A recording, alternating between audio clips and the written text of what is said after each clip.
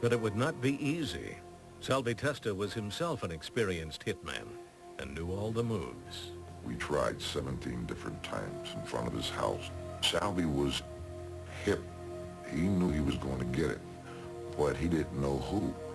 Now, every time he would see you, he would shake your hand and pat you down, bring you close to feel if you had a gun. I think Salvi knew that he had a problem, but I'm not sure he realized how bad a problem it was. But Salvi Testa was too loyal or too blind to go into hiding. He stuck around Philadelphia, moving cautiously, and somehow avoiding a bullet from Nicky the Crow. So Scarfo switched to a new strategy. He approached Testa's circle of closest friends. He wanted someone close to set Testa up for the kill. If they refused to do it, well then probably the next one was going to get killed. And so they really don't have a choice once they get involved in that. The top candidate for this betrayal was Joseph Pungatore. Even though he and Salvi Testa had been friends since childhood, Pungatore set up Testa for the murder. On the pretext of straightening out a gambling debt, Pungatore took Salvi Testa to a meeting at this candy store on South Philly's Passyunk Avenue. Waiting inside was Salvatore Winnie Grande, the same hitman who tried and failed to kill Harry the Hunchback Ricobene in a phone booth. It's an empty store. Salvi walks in. Winnie's got the gun hidden here, gives him the shake, pats him down, and Salvi turns around for a minute to face Joe Punch. He shoots him in the head.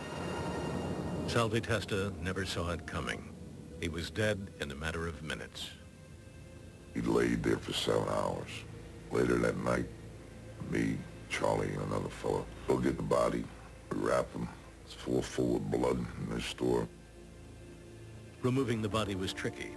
Salvi Testa was a big man, 6 feet 2 inches tall, and weighed more than 200 pounds. It was pretty heavy.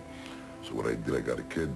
I gave him a signal to put the car in the middle of the street and open up the hood so no cars could get down while we take the body out. So in case a cop is passing by, you know, and threw him in the truck of the car and drove him to Jersey and just threw him on the side of the road. Another successful hit for Scarfo's assassins. But Testa's murder was also the beginning of the end for Nicky Scarfo. By killing one of the most admired wise guys in the Philly mob, Scarfo had finally gone too far. That sent a signal, too, to the organization and to the guys who had been around for a long time. If Scarfo can kill Salvi Testa, he can kill anybody. Even veteran hitman Nicky the Crow Caramundi, who had helped eliminate Salvi Testa, was haunted by Testa's death. It killed me. I used to get nightmares. I used to wake up screaming. I loved the guy. There was just a fondness that I grew about him, and he used to love me. In 1986, Nicky the Crow was arrested for shaking down a Philadelphia real estate developer. While in jail, he got word from a fellow mobster that Scarfo was displeased with him, and that could mean only one thing. He says, "It's this. You're gone."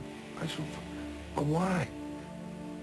"That's all I could tell you," he said. And that's when I decided to turn. It took me like 3 days to think about it. I knew once Scarfo put something in his head that you were gone. There's nothing you could do about it. Nicky the Crow called the FBI and turned from hitman to rat. It was symptomatic of the distrust that was inherent in the Scarfo family. They didn't necessarily feel part of a unified family. It was, you know, everyone for himself, basically. Years as a loyal hitman had made Nicky the Crow a priceless witness. He spilled the beans to the FBI, and in 1987, Nicky Scarfo was arrested and charged with extortion and murder.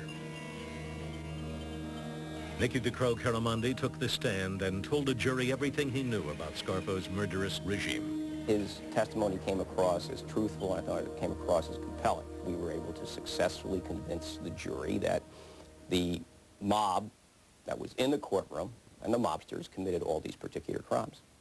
Nicky the Crow Caramundi joined the Witness Protection Program. Nicky Scarfo was found guilty and sentenced to life in prison.